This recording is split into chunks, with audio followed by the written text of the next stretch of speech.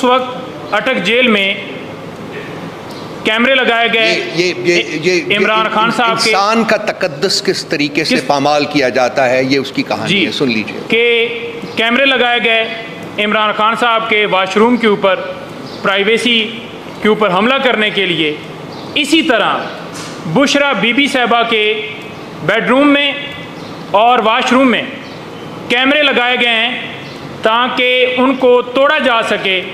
ہم اس کے اوپر مطالبہ یہ کرتے ہیں کہ فی الفور ایکشن لے کر، عدالت سے ہی مطالبہ کرتے ہیں کہ اس کے اوپر ایکشن لیتے ہوئے ٹیم بھجوائی جائے، کمیشن اپوائنٹ کیا جائے، جو جائے اور وہاں پر جا کر چیک کرے اور جو کیمرے وہاں پر لگائے گئے ہیں ان کو اتارا جائے اور ان کے خلاف کارروائی کی جائے جنہوں نے یہ ناپاک حرکت کی ہے۔ یہ جو ریسنٹلی انسیڈنٹس ہوئے ہیں اس کے اوپر میں کمنٹ کروں گا، باقی میرے ساتھیوں نے بول دیا ہوا، اسپیشلی باول نگر کے اوپر۔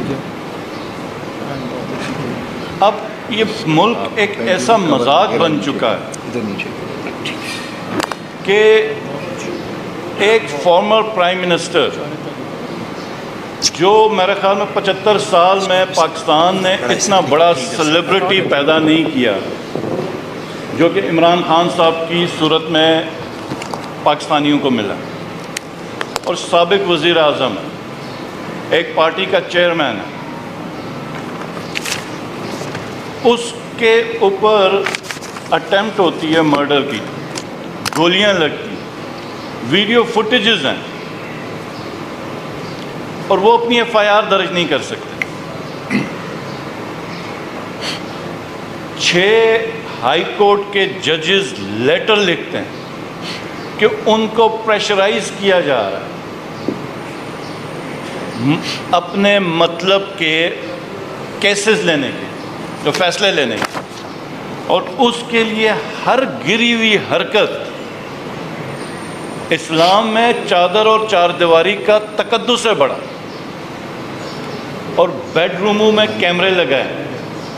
تو یہ پہلا ملک ہے کہ جہاں پر ایک سابق پرائم منسٹر اپنی اقدام قتل کے اپنے اوپر ہونے کی ایف آئی آر اپنی مدعیت میں درج نہیں کر سکتا، ججز الگ انصاف مانگ رہے ہیں، پولیس تھانے میں جا کے مار کے حشر ان کا کر دیا، پورے پولیس تھانے کو توڑ دیا، سی سی ٹی وی فوٹیجز اٹھائیں، اور پولیس ایف آئی آر نہیں کر سکتی۔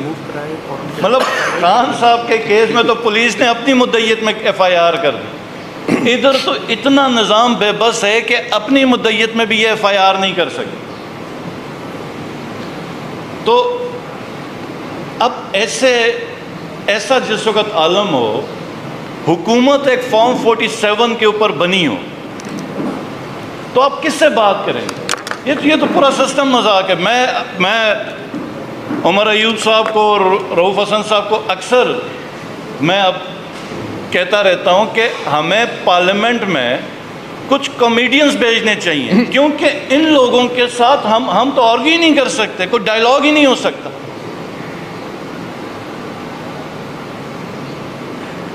اور ایک ایسی حکومت جس کی جو عوام کے ریپرزنٹیٹیوز ہی نہیں ہے، وہ کیسے عوام کے فیصلے کریں گے؟ یاد ہوگا امریکہ میں ایک بڑی مہم چلی تھی، no taxation without representation.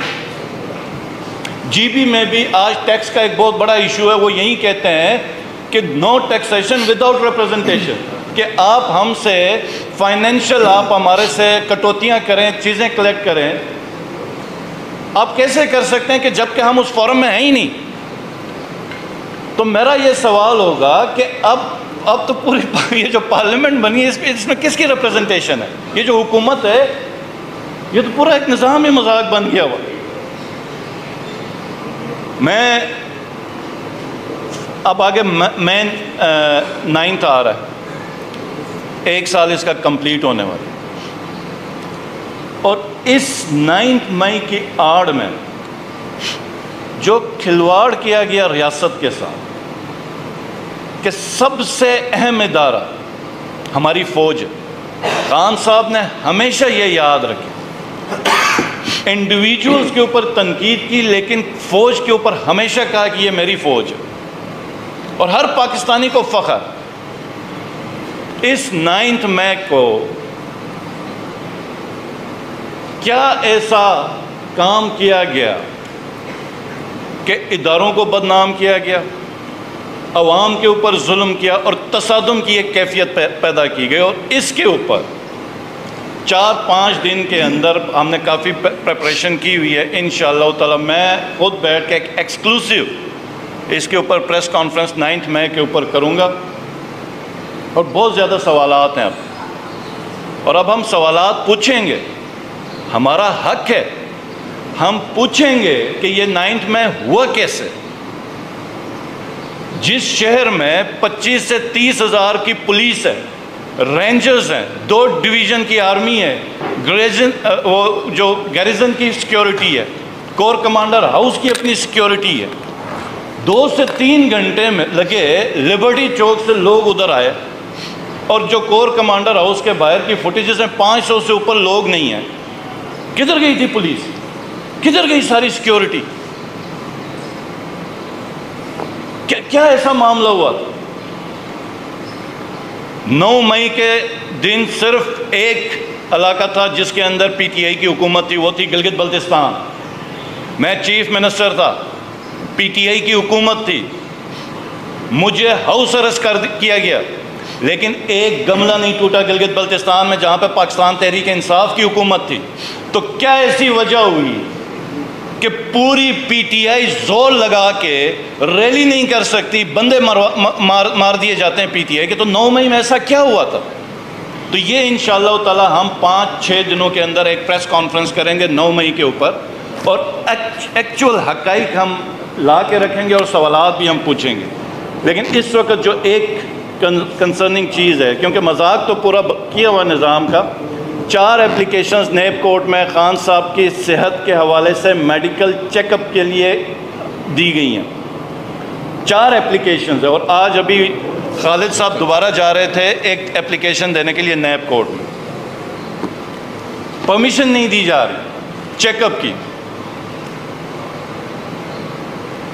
Be be صاحبہ, ان کی انڈوسکوپی ہونی ہے, اور وہ بھی ہم ریکویسٹ کر رہے ہیں کہ شوکت خانم سے کروائی جائے, ڈاکٹر عاصم صاحب. تو یہ جو ہمارا پیغام ہے یہ عوام کے لیے, کیونکہ اداروں کے اوپر تو ہمیں کوئی ٹرسٹ نہیں رہا کہ کیا ہو رہا ہے کیا نہیں ہو رہا. اور آج بھی ضمنی الیکشن میں وہیں پولیس گردی عروج پر ہے.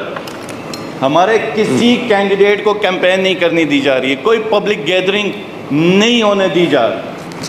تو یہ انشاءاللہ تعالی یہ اگلا جو ہمارا 3-4-5 دن کے اندر جو پریس کانفرنس ہوگی اس کے اوپر ہم یہ سارا کھول کے بیان کریں گے. بہت شکریہ. یہ سوال جو پوچھے جا رہے ہیں, یہ سوال جو ہیں یہ پائل اپ ہوں گے, اور بھی بہت سارے سوالات ہیں جو ہمارے ذہنوں میں ہیں, اور وہ سوالات اب ورچولی ڈیلی بیسس کے اوپر سامنے آئیں گے. اور یہ سارا جو کیمپین ہے یہ سوال پوچھنے تک نہیں رہے گا, بلکہ سوال جن سے پوچھے جا رہے ہیں ان کی پکڑ بھی شروع ہوگی. یہ عوام کا ایک سیلاب جو ہے وہ دیکھ رہا ہوں میں, not in the very distant future but in the very near future. یہ لوگ نکلیں گے, کیونکہ ملک میں جو نظام اس وقت لاگو کیا گیا ہے, جس نظام کو چلایا جا رہا ہے, اس نظام سے حکومتیں, اس نظام سے مملکتیں آگے نہیں بڑھتی ہیں, نہیں بڑھ سکتی. ایک ریگریس کرتی ہیں, ایک ریگریشن جو ہے وہ طاری ہے یہاں. اور ایک طبقہ جو ہے جو کہ اپنی جرائم کی وجہ سے ملک کے اوپر براجمان ہے, ملک کے اوپر قبضہ کیا ہوا ہے انہوں نے, وہ اپنا اسٹینگل ہولڈ جو ہے وہ اور ٹائٹن کرنے کی کوشش کر رہے ہیں.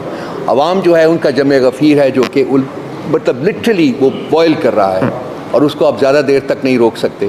نہیں, آپ نے میرا خیال ہے ایک بات آپ بھول گئے ہیں, وہ بھی آپ بتا دیجئے جو ابھی آپ مجھے بتا رہے تھے. میں ایک بات جو ایڈ کرنا چاہتا ہوں مزید, وہ یہ ہے کہ اس وقت اٹک جیل میں کیمرے لگائے گئے عمران خان صاحب کے, انسان کا تقدس کس طریقے سے پامال کیا جاتا ہے یہ اس کی کہانی ہے, سن لیجئے. کہ کیمرے لگائے گئے عمران خان صاحب کے واش روم کے اوپر, پرائیویسی کے اوپر حملہ کرنے کے لیے. اسی طرح بشرا بی بی صاحبہ کے بیڈ روم میں اور واش روم میں کیمرے لگائے گئے ہیں تاکہ ان کو توڑا جا سکے ہم اس کے اوپر مطالبہ یہ کرتے ہیں کہ فی الفور ایکشن لے کر عدالت سے ہی مطالبہ کرتے ہیں کہ اس کے اوپر ایکشن لیتے ہوئے ٹیم بھجوائی جائے، کمیشن اپوائنٹ کیا جائے، جو جائے اور وہاں پر جا کر چیک کرے اور جو کیمرے وہاں پر لگائے گئے ہیں ان کو اتارا جائے اور ان کے خلاف کارروائی کی جائے جنہوں نے یہ ناپاک حرکت کی ہے۔ کیا اس گراوٹ سے زیادہ کوئی گری ہوئی بات ہو سکتی ہے؟ کیا آپ ایک خاتون کی پریویسی جو ہے اس کو آپ انفرنج کریں، وہاں کیمرے فکس کریں، وہاں ان کے تصاویر بنائی جائیں؟ Former prime minister of the country اس کی پریویسی کو انفرنج کرے، ان کی تصاویر بنائیں؟ کیا اس سے زیادہ گری ہوئی گراوٹ ہو سکتی ہے؟ کس منہ سے یہ اپنے آپ کو حکومت کہتے ہیں؟ کس منہ سے اپنے آپ کو یہ رولنگ ایلیٹ کہتے ہیں؟ یہ مجرم ہیں، ان کے ذہن جو ہیں وہ مجرمانہ ہیں، وہ مجرمانہ فعل ہی صرف سوچ سکتے ہیں اور وہ امپلیمنٹ کر سکتے ہیں۔ شرافت ان کے پاس سے گزر کے نہیں گئی ہوئی، یہ صرف نام کے شریف ہیں، اندر سے یہ بہت ہی گری ہوئی مائنڈ سیٹ ہے جو کہ اس وقت ملک کے اوپر براجمان ہے۔ یہ نہیں چلے گی، اور میرے مارک مائی ورڈز، یہ نہیں چلے گی۔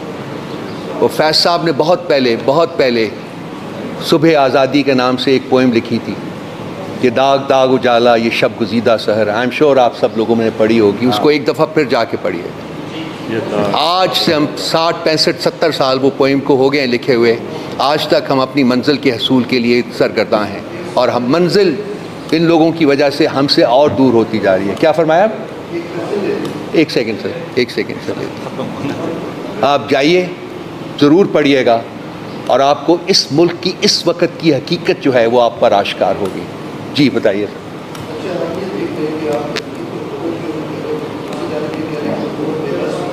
ہم فرد واحد کی بات کر رہے ہیں، میں نے 2 دفعہ کی ہے۔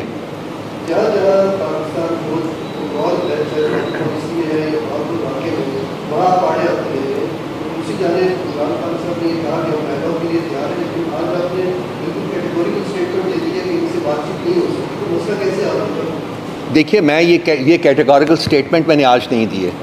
یہ اگر آپ میرے پچھلے 3-4 مہینوں میں پروگرامز دیکھیں اور میری پریس کانفرنس دیکھیں یا میری رائٹنگز دیکھیں تو اس میں یہ بالکل کہہ چکا ہوں کہ خان صاحب نے ہمیں انسٹرکٹ کیا ہے کہ وہ لوگ جو مینڈیٹ کے غاصب ہیں ان کے ساتھ ہم بات چیت نہیں کریں گے۔ پیپلز پارٹی، PMLN، MQMP، اس کے علاوہ ہم ہر پولیٹیکل پارٹی سے نہ صرف بات چیت کے لیے تیار ہیں بلکہ ہم کر رہے ہیں۔ 6 پارٹیز کا پلیٹ فارم آپ کے سامنے آ چکا ہوا ہے، پہلا جلسہ پشین میں ہو چکا ہوا ہے اور جلسوں کا اعلان ہو چکا ہوا ہے۔ اس کے علاوہ بھی ہم بات چیت ان لوگوں سے بات نہیں کریں گے۔ جب پہلے ہم حکومت میں تھے ان سے بات کرتے تھے تو یہ NRO مانتے تھے، آج یہ کچھ اور مانگ رہے ہیں، وہ بھی آپ کو 1-2 دن میں بتا دیں گے کہ کیا یہ مانگتے ہیں۔ چوروں سے ہم نے بات کرنی ہے، ڈاکوؤں سے کرنا ہے، غاصبوں سے کرنا ہے، جنہوں نے مینڈیٹ چوری کیا ہے، کیا وہ اس قابل ہیں کہ ان کے ساتھ ایک میز پر بیٹھا جائے؟ نہیں۔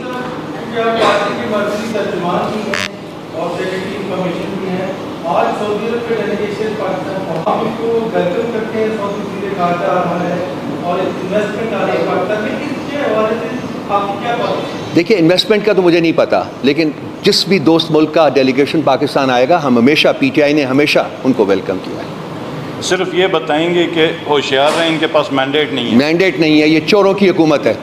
ٹھیک ہے، ٹھیک ہے۔ اور کوئی؟ جی جناب۔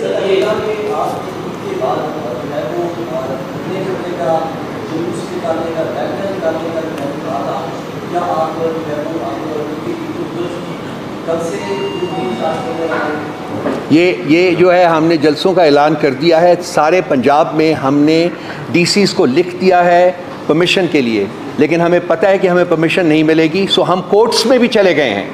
سارے پنجاب کے جلسوں کا اعلان ہو چکا ہوا ہے۔ کراچی کا جلسہ 28 اپریل کو ہو رہا ہے، اس کی تیاری جاری ہے۔ اس کے علاوہ اور بائی الیکشنز کی ہمیں اپنی پولیٹیکل ایکٹیویٹی کے لیے بھی پرمیشن نہیں مل رہی، اس کے لیے بھی ہم کورٹس چلے گئے ہیں۔ ذرا تھوڑا سا میرے بھائی میڈیا کے دوستوں سے، بھائیوں سے میری ایک ریکویسٹ ہے کہ ذرا ان چیزوں کو خود بھی دیکھا کریں کہ کیا ہو رہا ہے، کس طریقے سے ہمیں ابھی تک ظلم اور جبر کے نیچے دبایا جا رہا ہے۔ ہماری پولیٹیکل رائٹس جو ہیں ان کو ڈینائی کیا جا رہا ہے، نہیں دے رہے آج بھی۔ آج وہ ایک جو ڈاکو رانی ہے جو پنجاب کے اوپر حکمران ہے، وہ اس کی دیکھیے کہ ڈائریکشنز کیا ہیں، کس کس طریقے سے وہ ہمارے رائٹس کو کرب کر رہی ہے، سلب کر رہی ہے۔ مہربانی، بہت شکریہ جناب، تھینک یو، السلام علیکم، السلام علیکم۔